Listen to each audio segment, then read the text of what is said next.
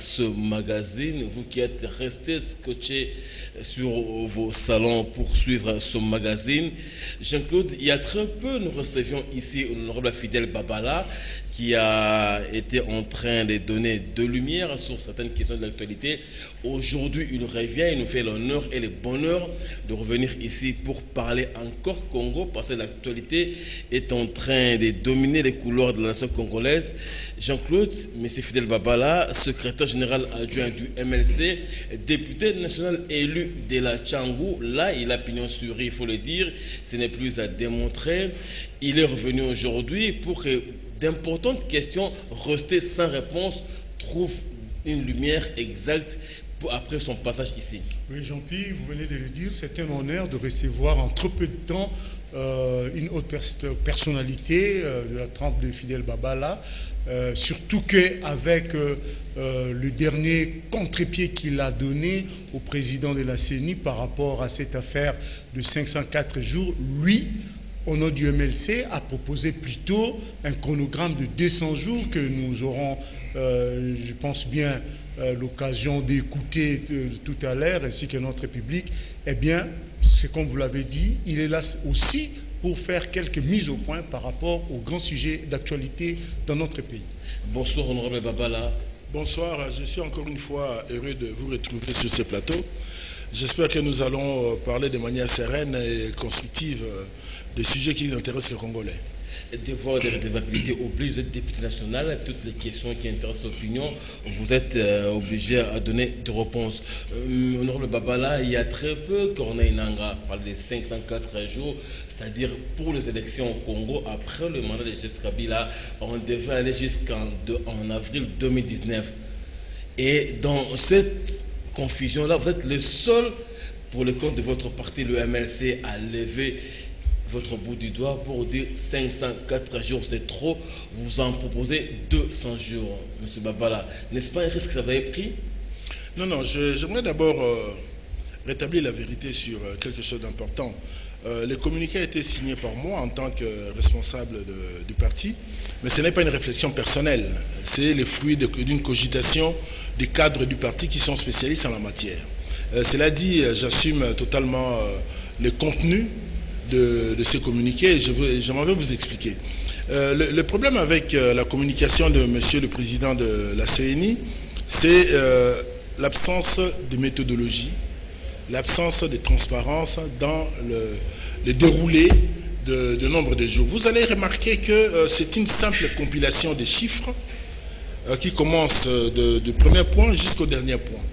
Mais quand vous analysez à l'intérieur, je vais vous donner à titre illustratif l'exemple de la loi sur la répartition des sièges, pour laquelle M. Nangaa attribue les chiffres de 70 jours pour son examen et sa promulgation.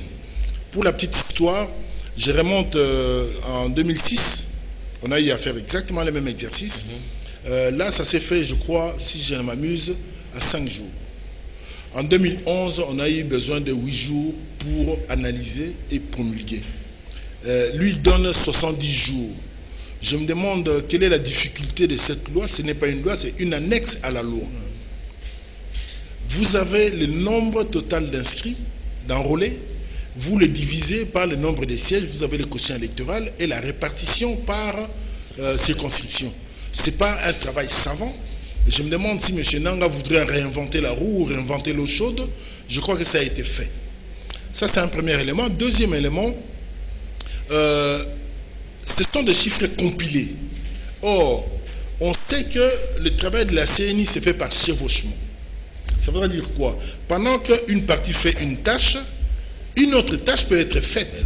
Pendant qu'on examine, d'après lui, dans les 70 jours, l'annexe à la loi électorale, on peut faire autre chose entre-temps. Purger les fichiers, chercher les doublons et lancer un certain nombre d'impressions. Former les agents électoraux, on peut le faire en même temps. Quand nous disons 200 jours, ce n'est pas sorti ex nihilo. C'est le fruit d'un examen de son chronogramme. Mais même lui, les 504 jours commencent à partir de quel jour? On commence à les compter à partir de quel jour? La dernière fois que j'étais sur ces plateaux, on a parlé l'enrôlement dans les Kasaï. Ça se fait avant la fin de l'enrôlement, après la fin de l'enrôlement? Question mark. Il n'a rien dit. Or, je vous ai démontré qu'il est possible de raccourcir les délais de 3 mois qu'on a attribués à l'enrôlement dans les Kasaï. On ne peut pas aller aux élections sans les Kasaï, ce qui serait contre la Constitution. Il faut y aller, mais il faut y aller de manière intelligente. Et ce n'est pas en vociférant, en faisant des incantations devant la télévision ou devant la population qu'on arrive à une conviction. Ce processus, j'aimerais le rappeler encore une fois à M. Nanga, ne lui appartient pas.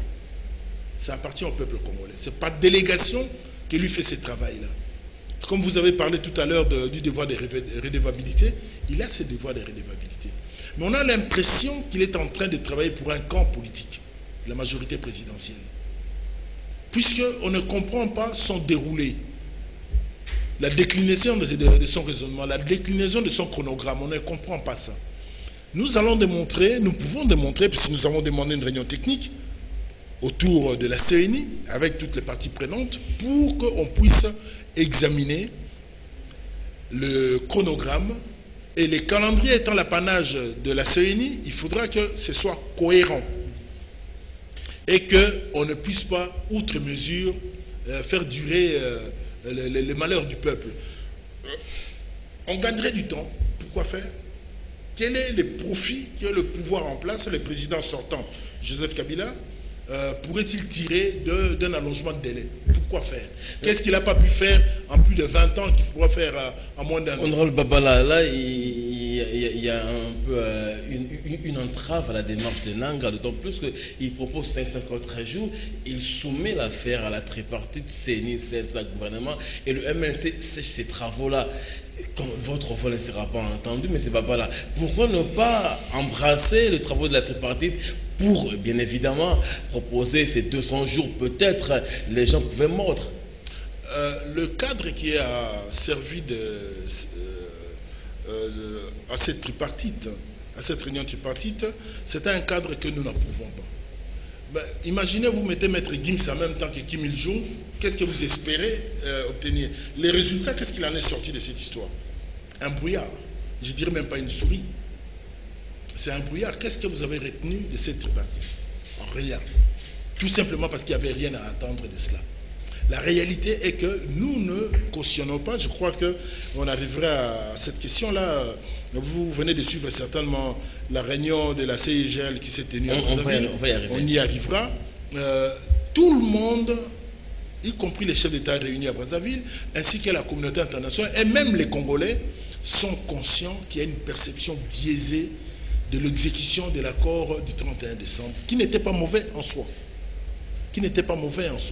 Donc, nous allons avoir l'occasion de revenir sur le sujet, et nous voudrions que, chiffre contre chiffre, on puisse avoir, parce que les chiffres ne trompent pas, on puisse arriver à un consensus pour ne pas brûler la maison Congo. D'ici les 31, il faudra qu'on puisse avoir un calendrier clair et acceptable par tous en ce qui concerne les scrutins dans notre pays. Mais avant que je ne passe la parole à JC, c'est comme si le MLC était par prémonition, je l'ai dit, de voir ce qui devait arriver passer. Là, le fameux accord du 30 décembre 2016, vous l'avez signé sous réserve sur certaines mentions. Et ça veut dire que pour vous, déjà le 31 décembre n'était pas une date réaliste? Non. Il faut restituer les choses dans leur état normal. En droit, on dit les prestiges état. Il était question, pourquoi on s'est retrouvé les 31 autour de la Cinco? S'il y avait un problème, il y a un problème lié à la légitimité, à la stabilité des institutions de la République. La personne qui était, le pouvoir qui avait la charge de pouvoir faire vivre notre démocratie, a confisqué cette démocratie au profit d'une seule personne, le président de la République sortant. Nous nous retrouvons autour de la Cinco pour essayer de résoudre cette question.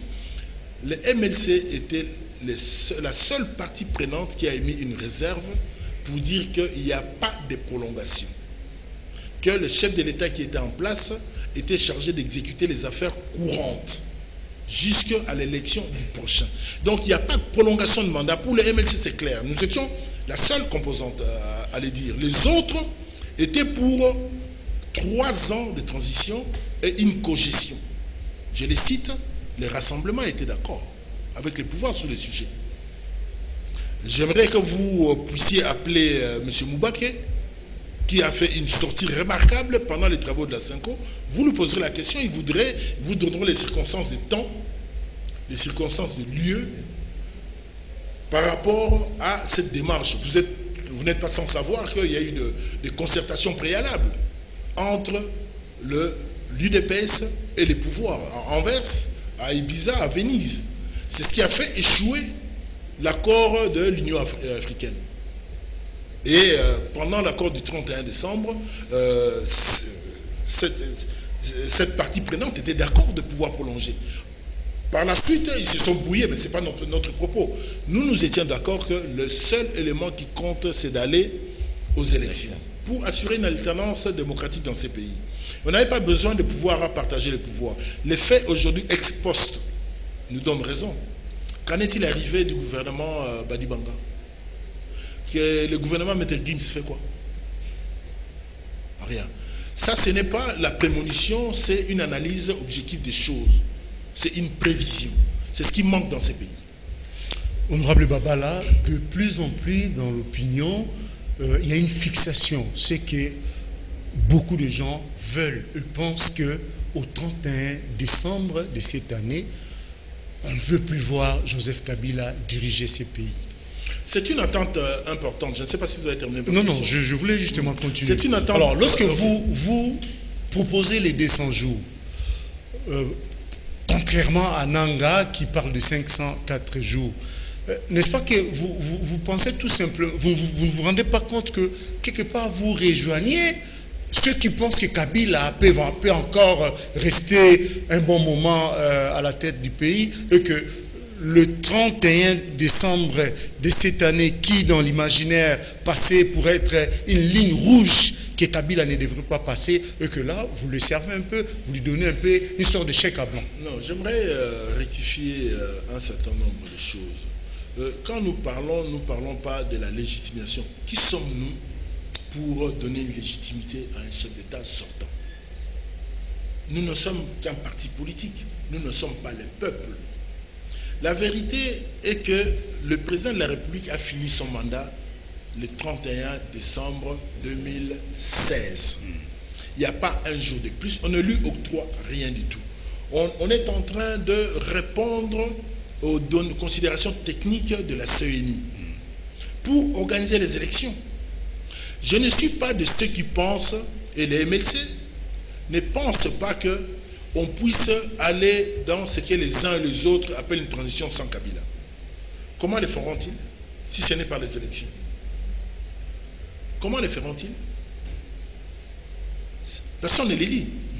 Mais on n'est pas dans une sorte de kermesse où la personne qui crie le plus fort a raison. Le nombre de décibels ne veut pas dire raison. Mais la réalité est que nous avons un cadre, même si elle est violée, même si ce cadre-là est violé, nous avons un cadre constitutionnel. Nous devons tout faire pour recadrer les choses vers la Constitution. La seule façon de le faire, ce n'est que de le faire par les élections. Les 504 jours de M. Nanga posent un problème. Plusieurs problèmes, je dirais. Je vais donner à titre illustratif 2 problèmes. Vous avez parlé de avril 2019. L'enrôlement qui s'est fait aujourd'hui, qui a commencé il y a quelques temps. On enrôle nos compatriotes qui auront 18 ans au plus tard fin 2017. Ok? Vous passez 2018, vous arrivez à 2019, ça crée un problème. Les nouveaux majeurs qui auront 18 ans, puisque la Constitution et la loi dit que tous les Congolais ont droit à un égal traitement.